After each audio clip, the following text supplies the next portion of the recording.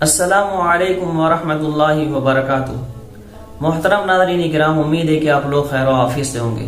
سوال و جواب کی اس محفل میں آپ کا استقبال ہے۔ آج کا سوال یہ ہے، سوال کرنے والی ہیں نسرین کوثر کرناٹک سے۔ ان کا کہنا یہ ہے کہ میں نے سنا ہے کہ ہفتے میں صرف 5 دن سرما لگانا جائز ہے، 2 دن سرما لگانا جائز نہیں، مثلا منگل اور بدھ کے دن۔ کیا یہ صحیح ہے؟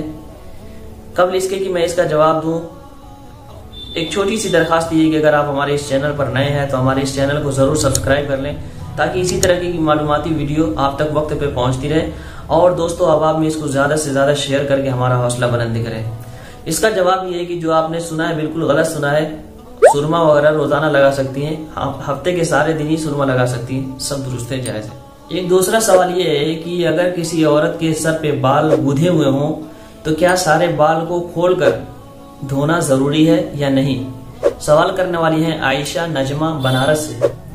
اس کا جواب یہ ہے کہ نہیں، یعنی سارے بال کو کھول کر دھونا ضروری نہیں ہے، بلکہ بال کی جڑوں تک پانی پہنچانا فرض ہے، چوٹیوں کو کھولنا فرض نہیں ہے۔ ہاں اگر بال گودھے ہوئے نہ ہوں تو پھر سارے بالوں کو دھونا ہی ضروری ہے، سارے بالوں کو دھونا ضروری ہے، سارے بالوں تک پانی پہنچانا ضروری ہوگا۔ ایک دوسرا سوال یہ ہے کہ قضائے حاجت کے وقت بہت سے لوگ آپس میں ایک دوسرے سے بات کرتے ہیں، مرد سے، عورتوں سے، تو یہ بات کرنا کہاں تک صحیح ہے؟ صحیح ہے کہ نہیں؟ سوال کرنے والے ہیں محمد انظر صاحب خیر آباد سے۔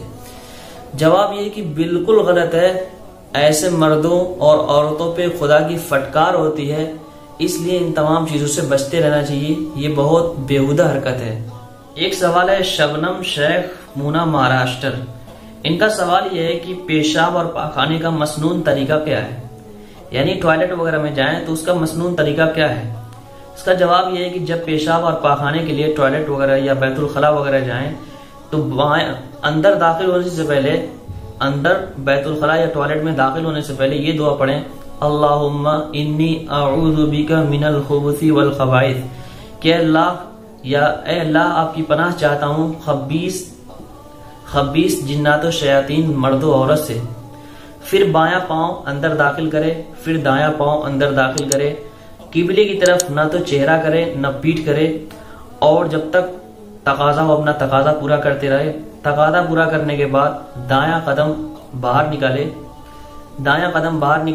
پھر بایاں قدم باہر نکالے، اس کے بعد دعا پڑھے، غفرانک الحمدللہ الذی اذھب عنی الاعزا وعافانی انی لذا وعافانی۔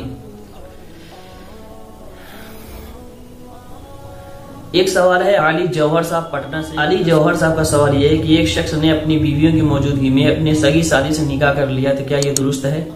اس کا جواب یہ ہے کہ علی جوہر صاحب، ایک ہی وقت میں 2 بہنوں کو نکاح کے طور پہ جمع کرنا یہ درست نہیں ہے بلکہ حرام ہے۔ قرآن میں اللہ رب العزت نے ارشاد فرمایا، ان تجمعوا بین الاختین الا ما قد سلف، کہ حرام ہوئی ہیں تم پر 2 بہنوں کا اکٹھا جمع ہونا۔ لہذا اس سے پتہ چلا کہ سگی سالی سے ایک ہی وقت میں جبکہ بیوی موجود ہو نکاح کرنا حرام ہے، درست نہیں ہے۔ اللہ رب العزت ہمیں صحیح سمجھ عطا فرمائے۔